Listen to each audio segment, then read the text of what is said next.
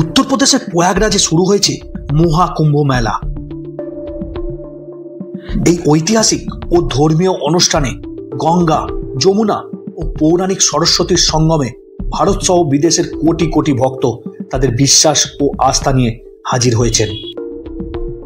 আপনারা যারা কলকাতা অথবা পশ্চিমবঙ্গ থেকে মহাকুম্ভে সামিল হতে আসবেন বলে ভাবনা চিন্তা করছেন, তাদের জানাই অলরেডি মহাকুম্ভ সংক্রান্ত গত এপিসোডে প্রয়াগরাজে এসে রাত কাটানোর জন্য বাঙালি গেস্ট হাউসের সন্ধান আমি দিয়েছি।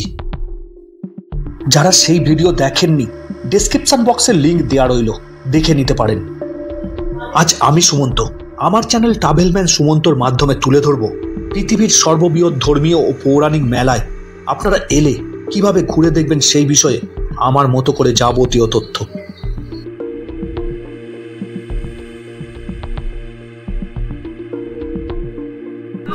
হর হর মহাদেব। কুম্ভনগরী প্রয়াগরাজ থেকে আপনাদের সকলকে জানাই স্বাগতম।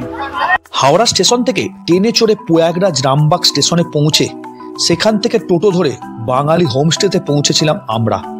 হোমস্টে থেকে প্রথমে অটোয় করে, তারপর টোটোয় চড়ে এসে পৌঁছেছি মহাকুম্ভের মেলায়। ঠিক এই জায়গা থেকেই শুরু হয়ে যাচ্ছে কুম্ভ মেলার প্রাঙ্গণ। আর মনে রাখবেন, এখান থেকেই বন্ধ হয়ে যাচ্ছে গাড়ি চলাচল। তাই এই স্থান থেকে সঙ্গমে গিয়ে স্নান সারা, সমস্ত মেলা পরিদর্শন এবং অন্যান্য দ্রষ্টব্য স্থানগুলি ঘুরে দেখা, এই সবই আপনাকে করতে হবে একেবারে পায়ে হেঁটে।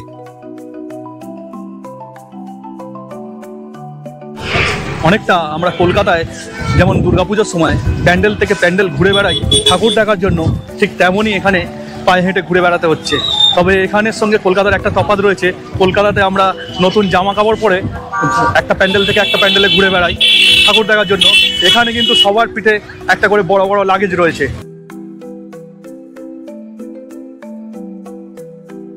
প্যারেড গ্রাউন্ডের কাছে গাড়ি থেকে নেমে প্রায় 1 কিলোমিটার পথ পায়ে হেঁটে এসে পৌঁছালাম সঙ্গম স্থলে। যে সমস্ত পুণ্যার্থীরা কুম্ভ মেলায় আসবেন পুণ্য স্নানের আশায়, তাদের এই স্থানে আসতেই হবে, কারণ এখানেই একসাথে মিশে যাচ্ছে গঙ্গা, যমুনা এবং অন্তঃসলীলা সরস্বতী নদী। তাই এই স্থানটি হলো সঙ্গম স্থল। এ শুধু নদীর সঙ্গম নয়, এ আস্থা ও বিজ্ঞানের সঙ্গম। সত্যি বলতে কি, এত মানুষের ভিড়ে এই মহাযজ্ঞে আমি নিজেকে সামিল করতে পেরে নিজেকে অনেক ভাগ্যবান মনে হচ্ছে। গত বছর অমরনাথে গিয়ে বাবা অমরনাথকে দর্শন করেছি, আর এবছর মহাকুম্ভের মেলায় সামিল হয়ে গঙ্গা, যমুনা, সরস্বতী নদীর সঙ্গম স্থলে পুণ্য স্নানের সৌভাগ্য লাভ করেছি।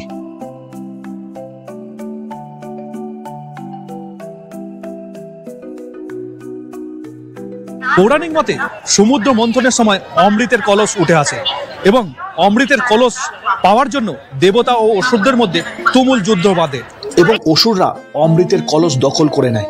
সে সময় স্বয়ং ভগবান বিষ্ণু মোহিনী রূপ ধারণ করে সেই কলস উদ্ধার করে দেবরাজ ইন্দ্রের ছেলে জয়ন্তর হাতে সেই কলস তুলে দেন।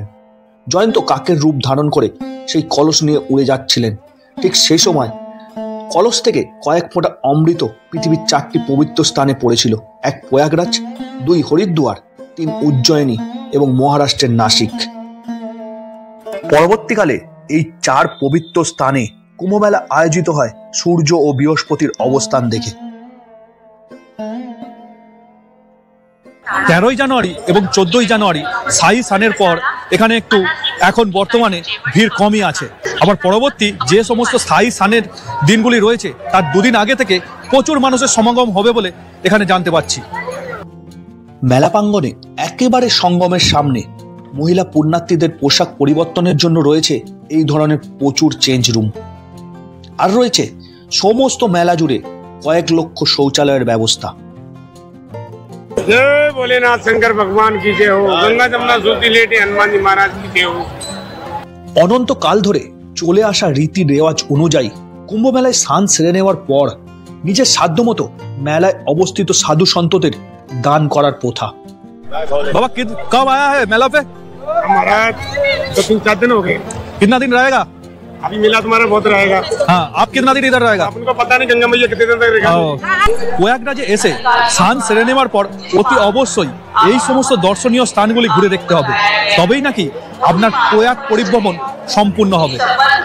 সঙ্গম থেকে মাত্র 200 মিটার দূরত্বে রয়েছে আকবরের কেল্লা। এখানে এখন চলেছি, এখানেই রয়েছে অক্ষয় বট। আমরা চলে এলাম প্রথম স্থান অক্ষয় বট দর্শনে, যেটি অবস্থিত প্রয়াগরাজের সঙ্গমের খুব কাছেই আকবরের কেল্লায়। হিন্দু ধর্মাবলম্বীদের দ্বারা বড় বটগাছকেই অক্ষয় বট নামে অভিহিত করা হয়।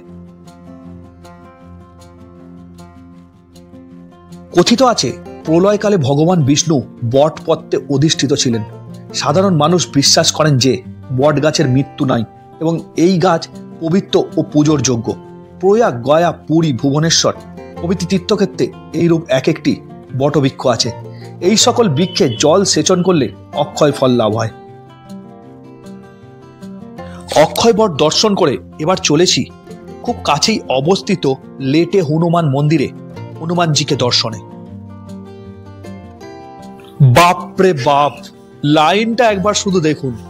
এটা কোনো স্টেশনে ট্রেন ধরার লাইন নয়, এটা হনুমানজির মন্দিরে প্রভুকে দর্শন করার লাইন। দারাগঞ্জ এলাকায় গঙ্গার তীরে সংকটমোচন হনুমান মন্দির।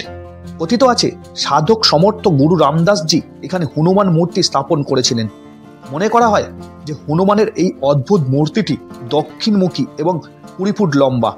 এটি ভূপৃষ্ঠ থেকে কমপক্ষে 6 ফুট নিচে অবস্থিত। সঙ্গম শহরে বড় হনুমান, দুর্গ হনুমান, লেটে হনুমান এবং দাম হনুমান নামে পরিচিত এই পবিত্র মন্দিরটি।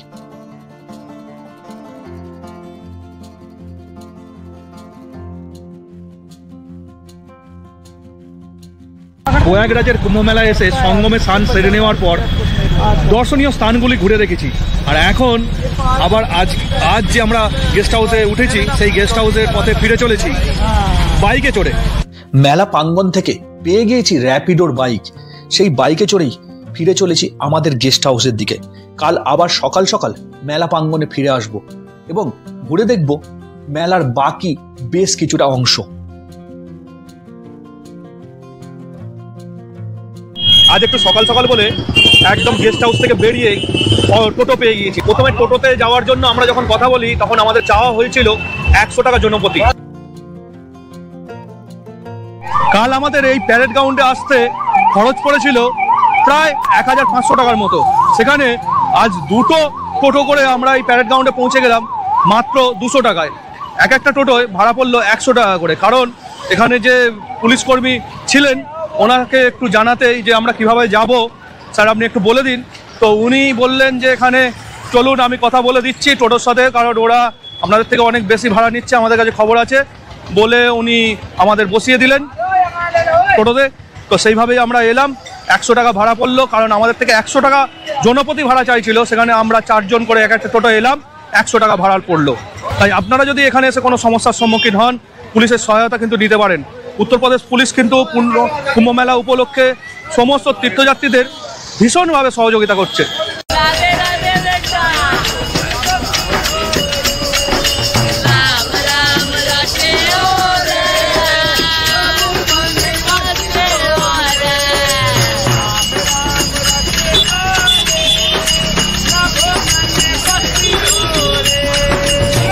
প্যারেড গ্রাউন্ড থেকে 1 কিলোমিটারের বেশি পথ পায়ে হেঁটে চলে এলাম বোটিং ঘাটে। এই ঘাটটি অবস্থিত একেবারে আকবরের কেল্লার পাশেই। প্রয়াগরাজে গঙ্গা, যমুনা এবং সরস্বতী নদীর পবিত্র সঙ্গমে বোটিং করার জন্য এই ঘাট ছাড়াও আরও অনেকগুলি ঘাট রয়েছে।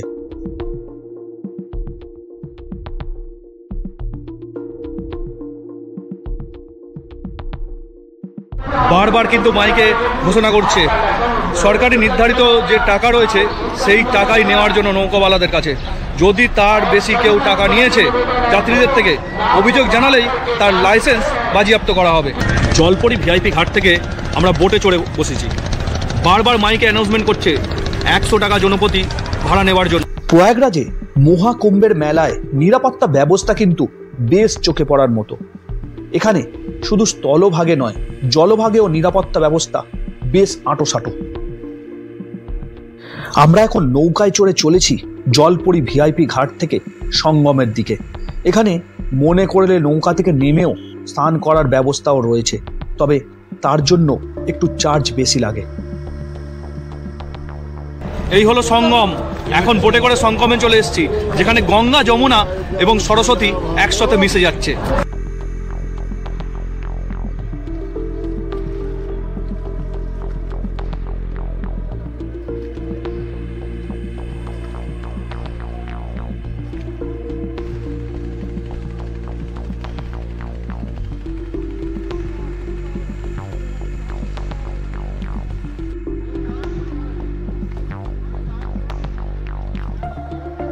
भारत माता की जय।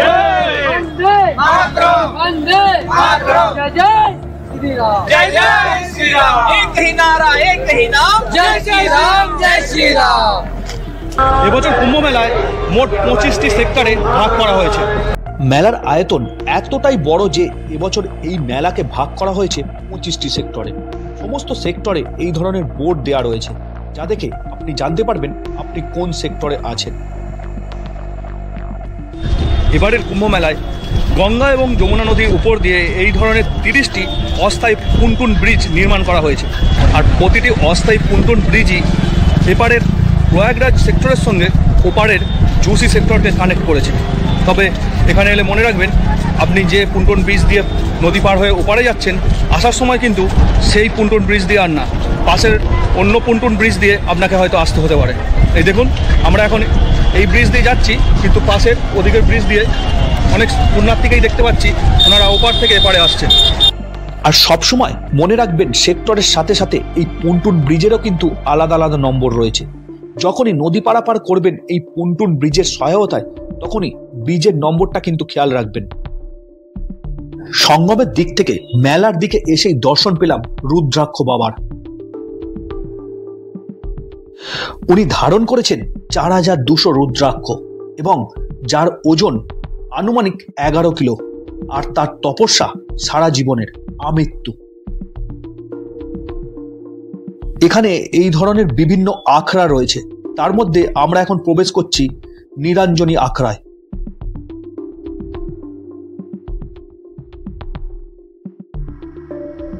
দেখতে পাচ্ছি সাধু সন্তরা তাদের বিভিন্ন শিষ্য শিষ্যাদের সাথে তপস্যায় অথবা দীক্ষাদানে ব্যস্ত রয়েছেন।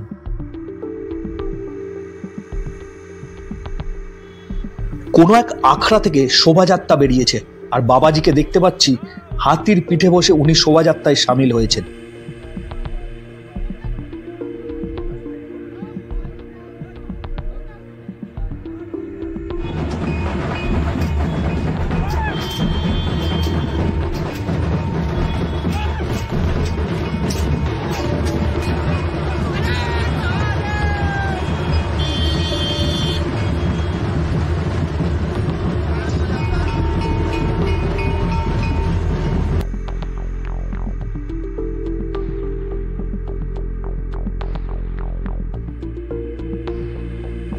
এই যে সামনের গাড়িগুলো দেখতে পাচ্ছেন, এগুলো কোনো আখড়ার শোভাযাত্রা বের হবে বলে তৈরি হচ্ছে।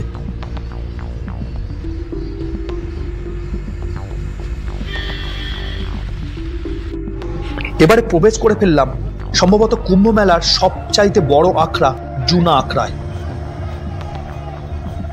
এখানেই বসবাস বেশিরভাগ ভাইরাল বাবার। আমাদের সাথে সাক্ষাৎ হলো 2-1 জন ভাইরাল বাবার, সেগুলোই আপনাদের সামনে তুলে ধরার চেষ্টা করছি। প্রথমেই সামনে দেখতে পেলাম বালক বাবা, তার উপরে ধ্যানমগ্ন অবস্থায় রয়েছেন ঝুলন্ত বাবা।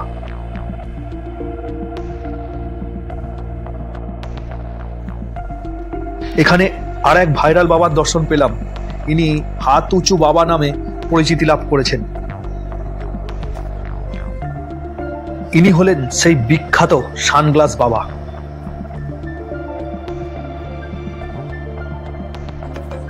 এরপর ঘুরতে ঘুরতে দর্শন পেলাম আরো 2 জন ভাইরাল বাবার, কাঁটা বাবা এবং গাছ বাবা।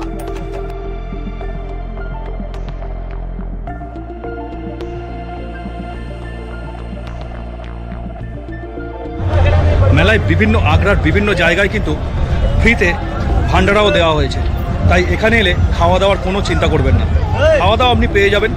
আমরা যেমন এখানে একটু খিচুড়ি খেলাম, এদিকে দেখতে পাচ্ছি পুরি সবজি দেওয়া হচ্ছে।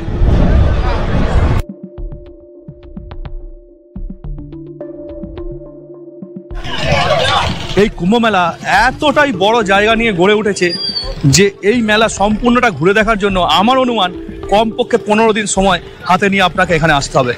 আমরা তো এতদিন সময় হাতে নিয়ে আসিনি, আমরা কেবল এসেছি 2 দিনের জন্য, তাই এটুকু সময়ের মধ্যে যতটুকু পারলাম ঘুরে দেখলাম। আপনাদেরকেও আমার ইউটিউব চ্যানেলের মাধ্যমে ঘুরে দেখানোর চেষ্টা করলাম। এবারে আমাদের ট্রেন রয়েছে প্রয়াগরাজ চৌকি থেকে, তাই আর বেশি সময় এখানে ব্যয় না করে ফিরে যেতে হবে গেস্ট হাউসে। সেখান থেকে ব্যাগপত্র নিয়ে হোটেলে যেতে হবে, কারণ এখানে এতটাই জ্যাম রয়েছে সমস্ত রাস্তায়, হাতে সময় নিয়ে কিন্তু স্টেশনের দিকে রওনা দিতে হবে। আর আমার এই ছোট্ট চ্যানেলের মাধ্যমে আমার ছোট্ট সময়ের মধ্যে আপনাদেরকে একটু ছোট্ট করে ধারণা দেওয়ার চেষ্টা করেছি এই বৃহত্তর মেলা সম্বন্ধে। আশা করি আমি একটু হলেও আপনাদেরকে সেই ধারণা দিতে পেরেছি। এবার সঙ্গমের দিকে ফেরার সময় 9 নম্বর ব্রিজ ধরে ফিরে চললাম। আর আজকের এপিসোড এখানেই শেষ করছি। আবার আপনাদের সাথে দেখা হবে পরবর্তী কোনো এপিসোডে।